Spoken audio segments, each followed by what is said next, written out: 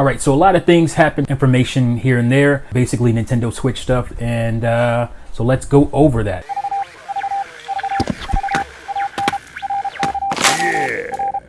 First, I want to talk about Luigi's Mansion's release date.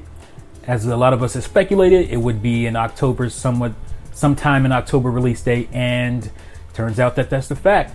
And not only that, it's actually October 31st, which is obviously Halloween Day.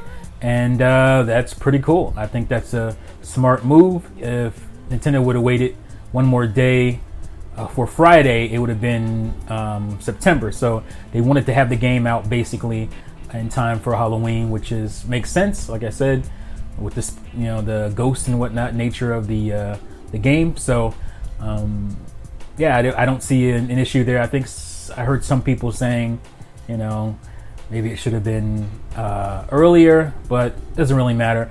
It just makes sense because Halloween is not one of those days where you take the day off and whatever. You can't do anything else. You go trick-or-treating if you have kids, or if you're the age and you still go, and you come back. So Luigi's Mansion 3 will be waiting for me when I get back home to play. That'll probably be the first time I actually get a chance to play it that day. So that's cool. Looking forward to that. Next up, we have the ongoing BS from Capcom. I was going to do a solo video on this, but they're just not worth my time anymore. If you haven't heard the news, it's about Resident Evil 4, 5, and 6 multi-pack, $20 each, which is fine. That's about what it costs on other consoles. But the problem is, again, they're doing the BS downloads for 5 and 6, and we already had 4 digital only, and now 4 is on the cartridge. It's just continued BS with Capcom, and I don't really want to hear people complain about it if you go out and purchase these games. The best way to complain about it is with your wallet, and just don't buy the games. There's no justification. It doesn't seem genuine to me with you complaining, yet you're still buying the games. So that is what it is. I'm done with it. They won't get a purchase from me. So that's all there is to that. And now we're going to talk about the revision for the Nintendo Switch, the regular $300 SKU. There is some changes to the internals. Nothing like an upgrade per se, other than the battery. The battery is getting an almost double capacity, and as far as how long it lasts, that's pretty cool. But that's, for me, again, not enough to buy a new Switch. I'll just get a battery pack. There's a certain battery pack that comes with a nice grip, basically, and has a nice, I think it's Big Blue. It has a nice stand on it, and for me, that's the upgrade I'm looking for as far as that goes. But if you don't have a Switch, this is really cool. You can go out and buy this if you don't plan on buying the Switch Lite, because it's only portable only, obviously. If you want an option to play on the TV, this is the version to get. Obviously, you have to get the red box Switch. I'm sure they're going to basically phase out the other Switches at some point, but make sure if you're getting a Switch when this comes out in August, you're getting the red box Switch because you want the new battery life, so the good battery life. So that's cool. Again, it's not enough for me to upgrade, and I'm going to talk about what would make me upgrade in just a second here. But because of this revision, it may not happen, and timing wise, I don't think it's going to happen. So my final topic here is the Switch Pro. That's what this video is titled about. The Nintendo Switch Pro is something that may not happen at all, actually. I just took some time to think about it, and I'm like, with this revision, because there was 2 SKUs that were rumored, that were talked about, basically. I think Wall Street Journal or somebody broke the story on that, and the first SKU was obviously the Switch Lite, and the second SKU is this new Nintendo Switch with better battery life and some, like I said, internal changes. Switch Pro may never be a thing. I don't need a Switch Pro. I never needed it. The power of the Switch is just fine with me. Obviously, the Switch is getting current generation games, and it will continue to do so here and there. But The only thing I wanted from a Switch Pro, the main things I wanted from a Switch Pro, is form factor changes to the actual console itself, and stuff like that. Those were the main things I wanted, because my Joy-Cons, everybody's been talking about Joy-Con drift. That's an issue with a lot of people. I'm tired of hearing people like kind of dismiss Joy-Con drift. Maybe you're not using your Joy-Cons enough, but I'm a person that uses my Joy-Cons a lot.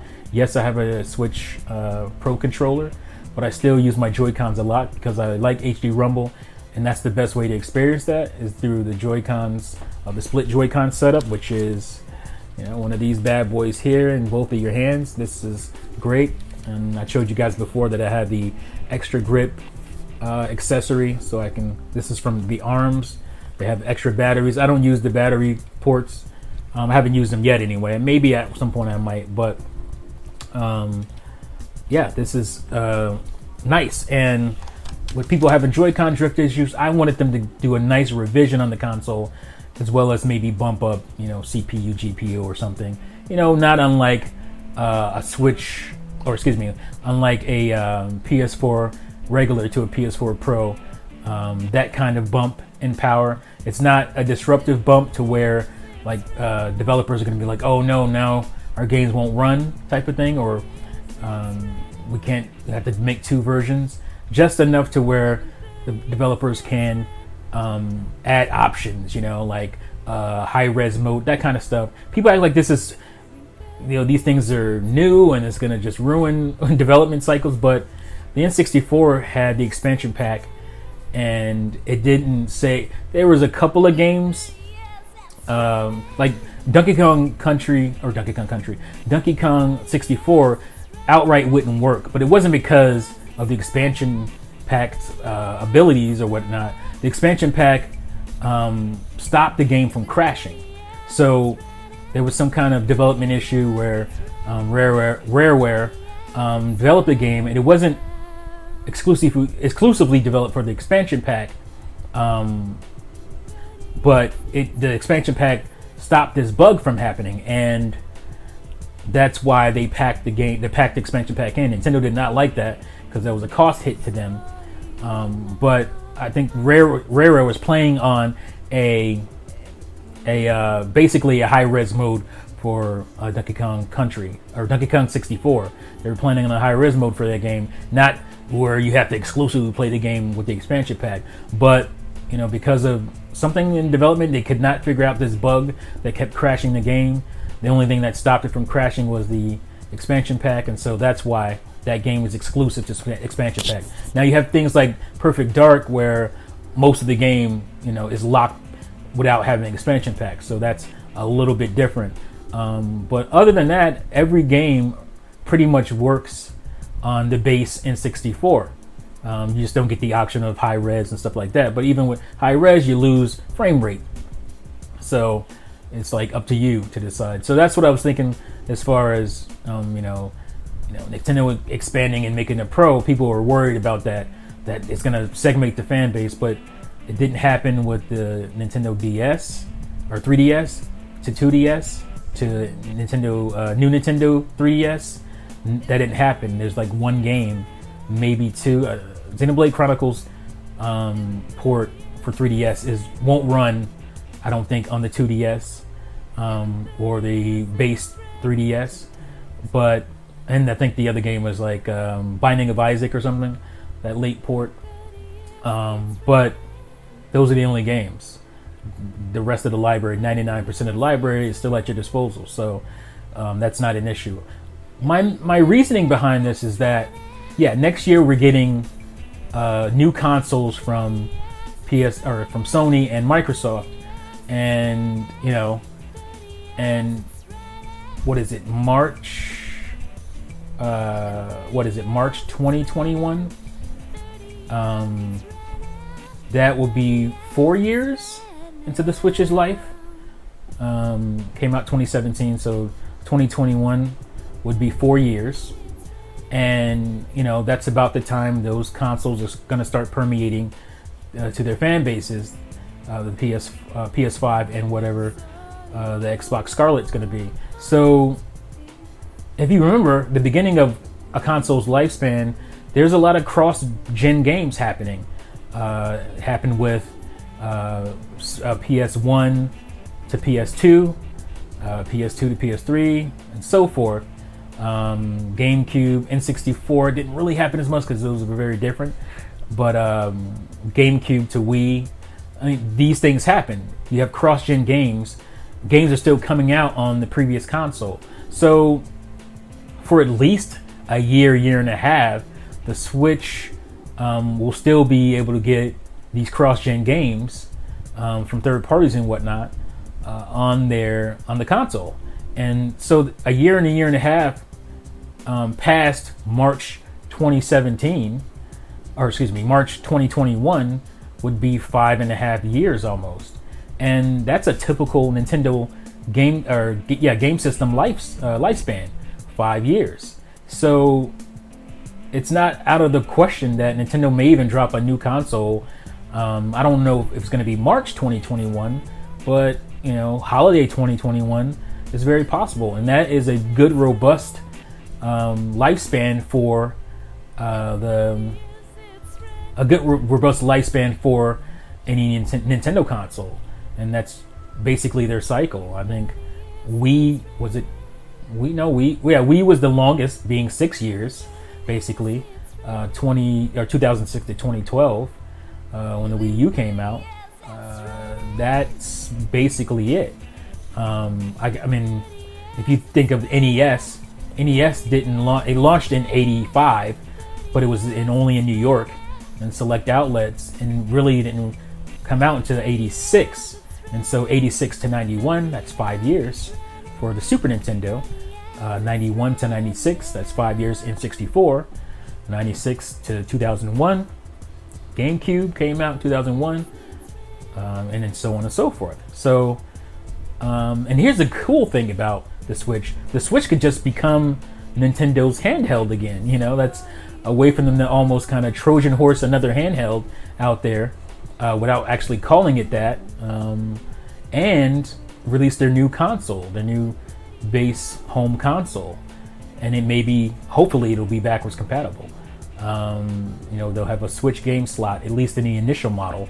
They may take it out in later models, you know how it goes. So there may never be a Switch Pro. There may never be a need for it.